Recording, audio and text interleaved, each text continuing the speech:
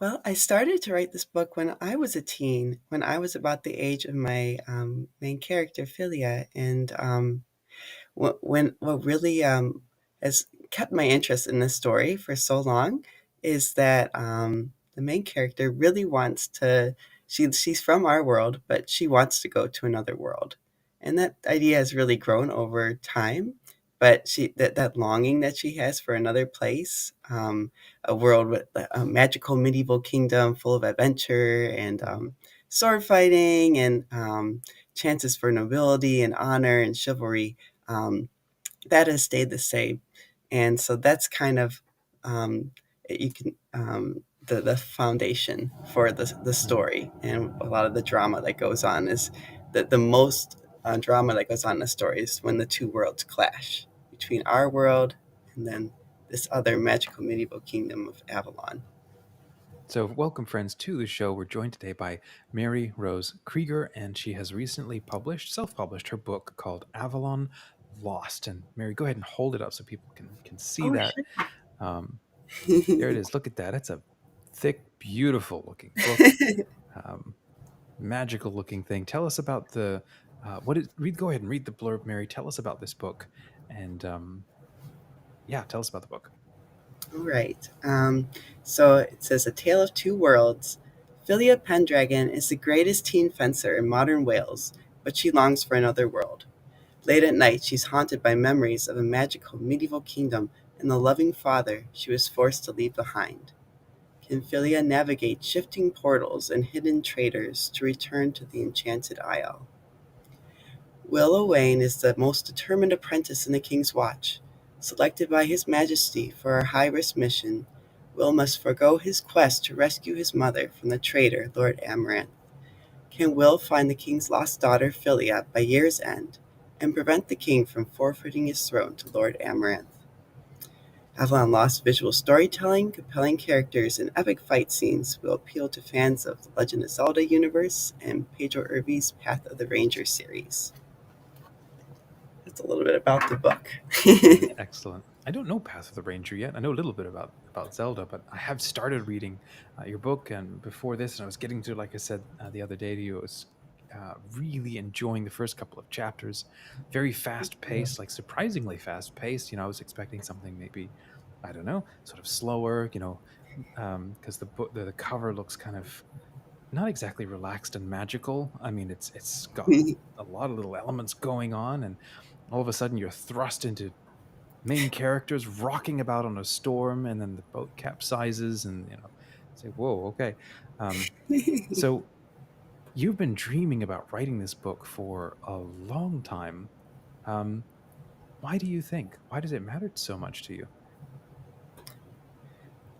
Um, I think that the story that the characters go on, a lot of it reflects different things that have gone in my own life, and um, I think that this story, like a lot for a lot of authors, it does. I think this is true.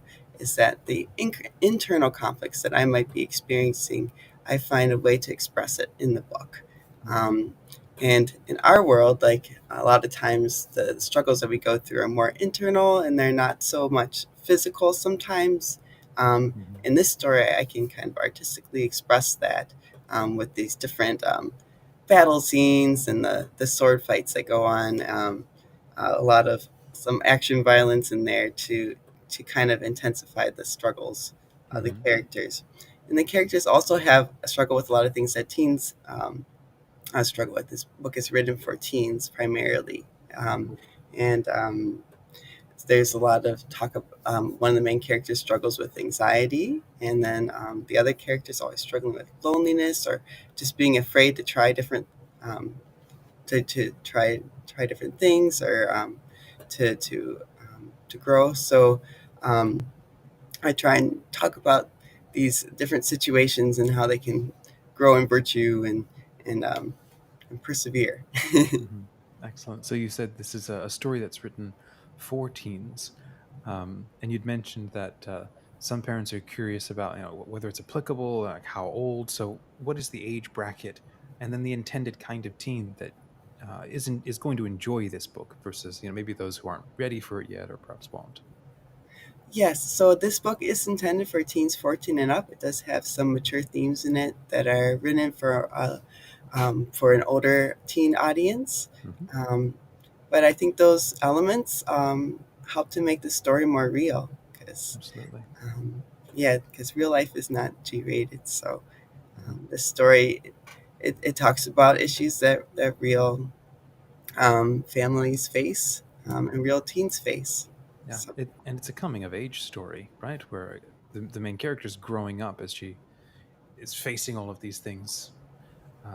And those stories are rarely safe or pleasant, and they're usually full of all kinds of uncomfortable, dangerous, well, that's growing up things, right? Um, so, can you outline a little bit about the book? Like you said that the main character Philia is one of the greatest fencers in modern Wales, and she's going one way towards Avalon, and then you have Will, who's coming out of Avalon the other way to try to find her. And it's like, okay, where does maybe can you describe a little bit about like the first 30% of the book or so? What's going on in there to start whetting our appetites? yes. So at the beginning of the book, Philly is trying to get um, to Avalon with her mother, and they make an attempt, but it's not successful. So 'Cause they're she looking for tries portals, again. right? Over the ocean, I think it was. Yes, they go on a boat into the Irish Sea. In the King Arthur legends, it, when King Arthur goes to the Isle of Avalon at the end of after his last battle with Mordred, Hmm. he is taken on a boat to Avalon. So I take that idea and I kind of expanded it to how that might look in the real world, Hmm. because King Arthur was supposed to have come from Wales. So I have Philia living in Wales, and then she takes a little fishing boat um, with her mom out into the water, but there's a huge storm, so it's a little bit exciting there at the beginning. Um, and it's just this question that everyone has: is why would they do this? Why would they go out in the storm? Hmm. But it's again because she just really wants to go to another world. Yeah, yeah. And then you've got the other. He's a main character in the story, right? And he has been commissioned to go find her. And so, why is she important to his mission? Right. So on Will's part, the other main character, he is living in Avalon, and the king asks him to go on a mission to find his lost daughter. And so that's why he's trying to get to Avalon. And Hmm. eventually the two characters intersect. Hmm. And then, Awesome. mhm. So you have your. I want to ask you about your own backstory because you have a fascinating um, part of you that sort of inspires or at least impacts a lot of this. So you have. Well, you tell it. What's a little bit of your backstory? How did you get to be an author where you are now? Before I published this book, and before I got married, I was in a convent for a year and a half, Hmm. and I think that has impacted the story a lot with my rewrites. Um, when I was coming back to revising it after I came out of the convent, and I I had two goals when I came out of the convent, I guess you could say, and one was that I felt very much called to marriage. Hmm. So I said I gotta find my husband, and the other thing was I knew I had to finish this book. I had set it aside when I was to enter the convent, knowing that I couldn't um, publish it or I couldn't work on it anymore. Hmm. Um, at one point, my novice mistress even said I couldn't even be thinking about the story in my head, and that was so hard to me to Well, have that's to give it rough. up. Yes, I How was do like, you I feel can't. about How can that? I not? Yeah. How do you feel about that? Thinking back on that now and that advice, do you think it was good advice?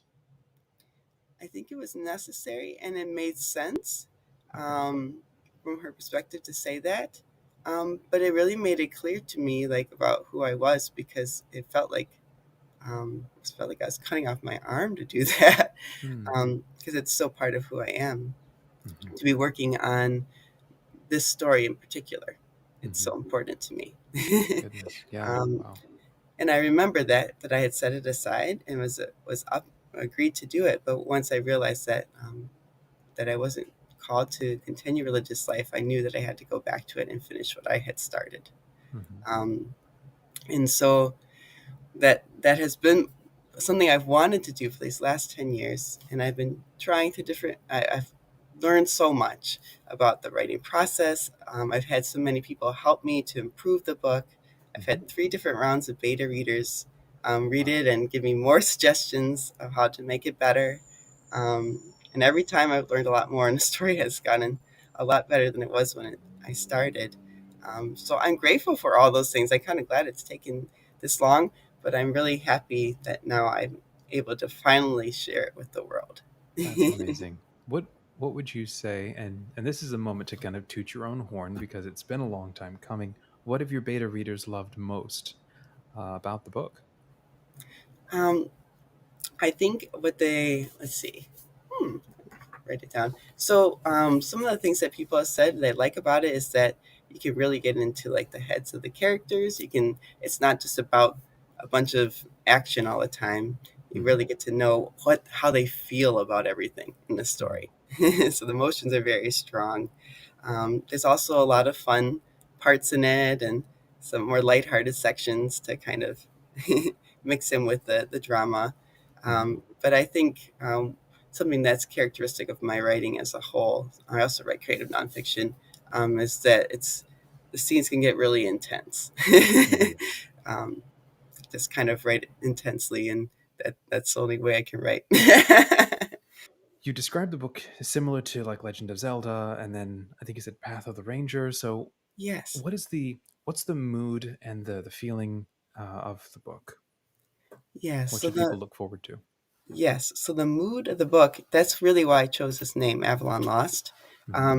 It's really about um, there's a certain grief to it and a certain longing for something that's missing. Both of the main characters are missing one of their parents, Hmm. and the Philia is longing to get back to her father, Hmm. and Will wants to rescue his mother, and they just have this grief is like present in the story, and they're trying to resolve that and get past it and learn how to deal with the suffering from the past that's affecting their present time Wow. right now. Yeah. So that's really a big part of the mood of the story is that this Hmm. trying to get out of that of being lost and getting to the Hmm. point where they're finding their parents and then they find each other.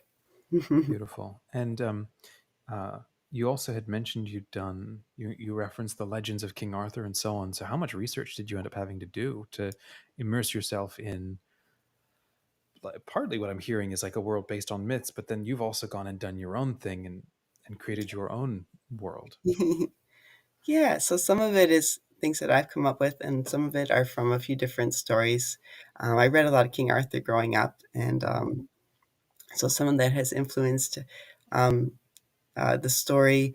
And also, there's a legend in Wales about a Prince Madoc who like sailed, supposedly might have discovered America before um, Oh, really? I don't think I know before this one. even yeah, even before Christopher Columbus and the rest. And that story is a little bit in there because Will Owain, like his dad's name is Madoc, and Madoc was supposed to be from Gwynedd, Hmm. and they are in another they are in another world now.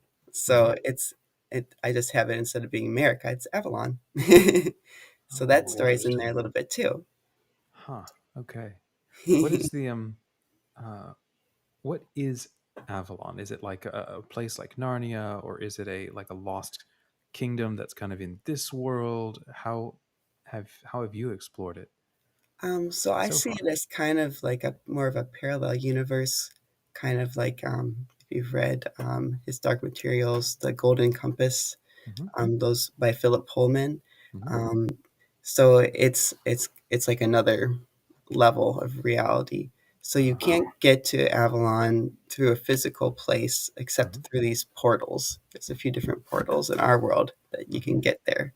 Um, but they only open very specific times, so it's difficult to get Yeah. there. Yeah.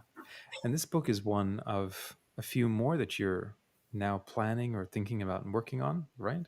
Yes, yes, there will definitely be a sequel or two. Oh, exciting. Okay.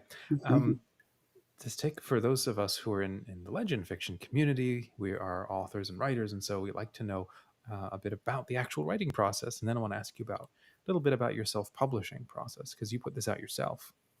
So, what is your writing process? Uh, are you a daily writer, um, once a week? What does that look like for you? How do you get in the zone, stay in the zone, and then get to a point where you've now finished this thing? Yes, so I am a mom of three, and they're all pretty small right now.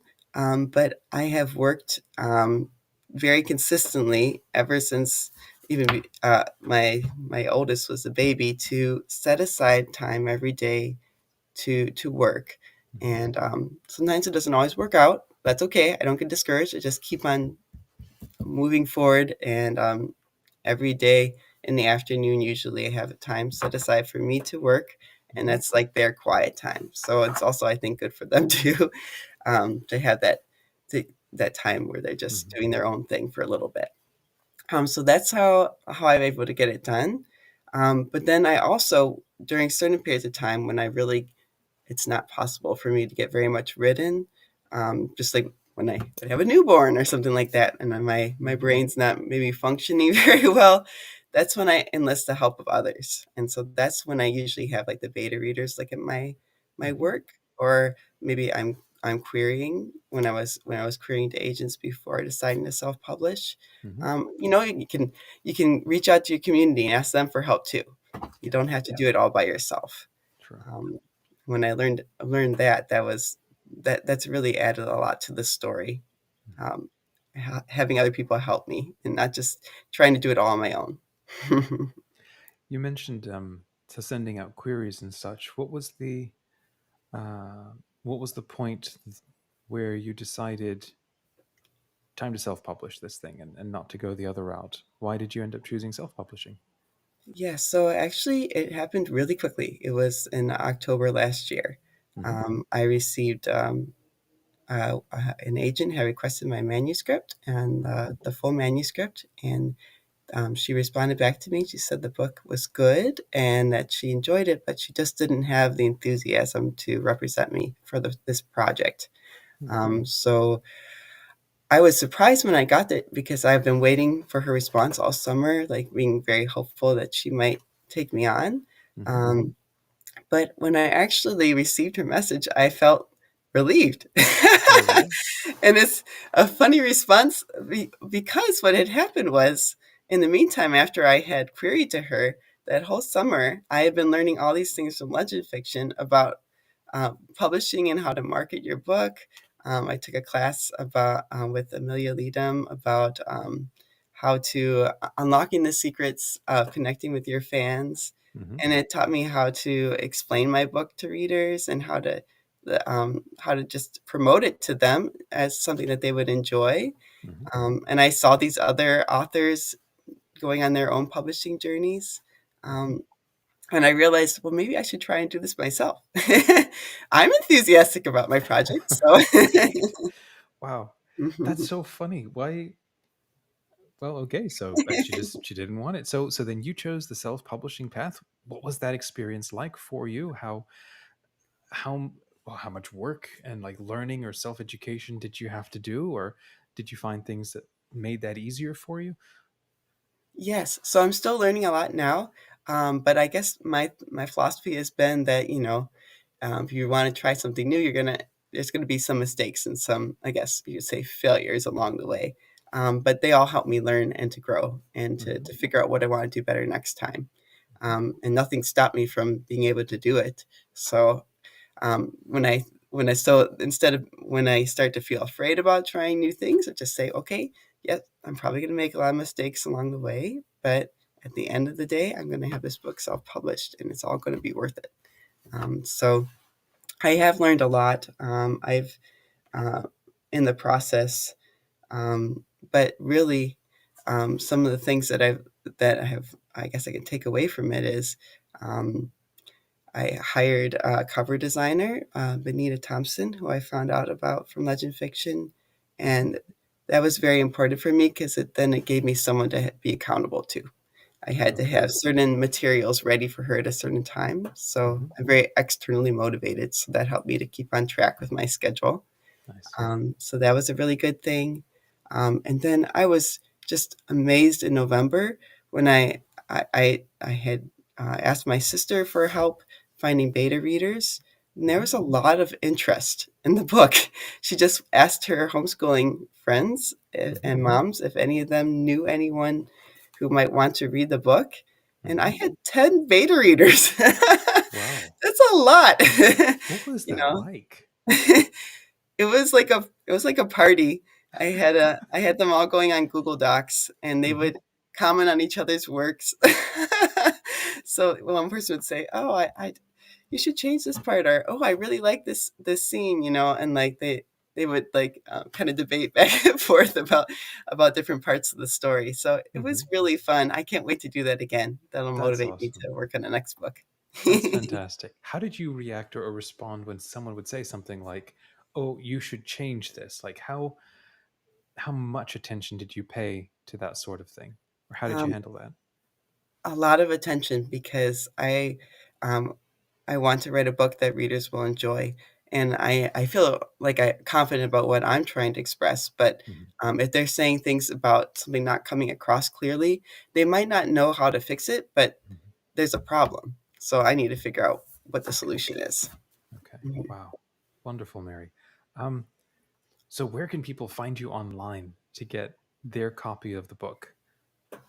So I'm on Amazon, but really I'm actually at most places you can find me now because I went through Ingram Spark, Hmm. and so soon at the end of the month I can also be available at local libraries and bookstores upon request. So Hmm. that's something I really have wanted for my readers to make it accessible to people all over. That's exciting. So people can check you out on Amazon. What is the link to your website for those who do want to learn more about you and your story and the other projects that you're working on? Yes, so MaryRoseKreger.com. That's my website. And Hmm. you can find both my fiction and my creative nonfiction on there. Excellent. Friends, check the link in the description. I've got one in there for the book on Amazon, or you can have a look at it for anywhere else online by Googling. There's also Mary Rose's website right there in the description. Um, Hit that like button if you enjoyed this conversation. It's going to help YouTube, uh, spread this out to more people so they can discover more about Mary's work. And as Mary mentioned, the legend fiction community that we put together it's just a group of Christian nerds getting together to have fun, share their works in progress, give and get feedback. And I can say this for me, triple their writing output because we're having a lot of fun. And it's just the motivation of being together, learning together, sharing together. It's Mhm. pretty, well, it's pretty phenomenal. We love this community. And come and check it out, legendfiction.com, to see what we're about. You can also start a free trial to our sort of actual private community, or you can just get the free account to have a look at what it's like, poke around, and let's just start getting involved. So that's exactly how Mary started. When did you? How did Yeah. you discover legend fiction? Actually, Mary, I saw that you had the Wheel of Legends quiz in May, really? and I was like, I How just did you want to do see something that? fun. Yeah. How did you? Did somebody just share that, and then you found that through a social share? Oh, so even before you were kind of on my radar because my Okay. my sister had sent me information about the Legend Fiction, the first conference that you had, but I just wasn't able Okay. to attend that year. Okay. And so I would receive your messages, and sometimes I would read the different emails. Hmm. But then I saw that quiz, and it was during a time when my daughter had been in the NICU for Oh, 3 weeks, and I just wanted to do something fun and kind of have something more cheerful to think about. And so I took the quiz and I was hooked. And oh, that's I was fantastic. like, I want to bring some joy into my writing again. Well, there you go, friends. It's an option for you. Head to legendfiction.com. You can actually just scroll to the bottom of the page, and there's a big block that's all about the quiz she's talking about, the Wheel of Legends. It's our take on Hogwarts houses. So you can pick one of four. or you can just take the quiz and find out if the quiz helps you identify anything a little more fun. So thanks again. Thank you, Mary. This was wonderful to spend time with you. I hope people enjoy Avalon Lost. And if you're an author, keep writing. And if you're a reader, keep reading. God bless.